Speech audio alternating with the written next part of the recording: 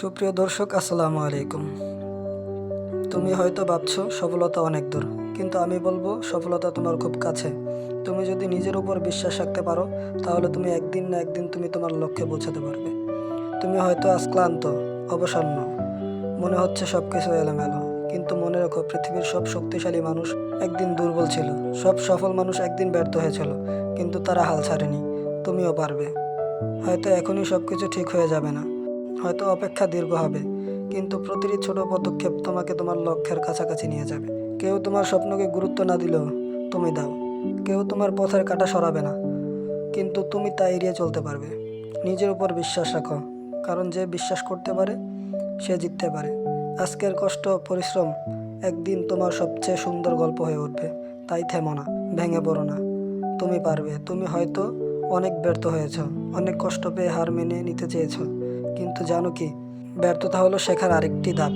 প্রতিটি ভুল তোমাকে আরও শক্তিশালী করে তোলে, তোমার অভিজ্ঞতা বাড়ায়। সফল মানুষদের ব্যর্থতার গল্প কম নেই।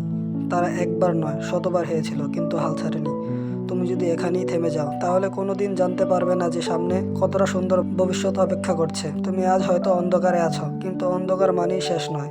সূর্য ওঠার আগে রাত সবচেয়ে গাঢ় হয়। তাই ধৈর্য ধরো, সামনে আলো অপেক্ষা করছে। তোমার স্বপ্নগুলোকে বড় করে দেখো, নিজেকে বলো, আমি পারবো, আমি থামবো না। কারণ তোমার বিশ্বাসই তোমার সবচেয়ে বড় শক্তি। যত বাধাই আসুক, তুমি যদি নিজের ক্ষমতার ওপর আস্থা রাখো, তাহলে কোনো কিছুই তোমাকে দমিয়ে রাখতে পারবে না।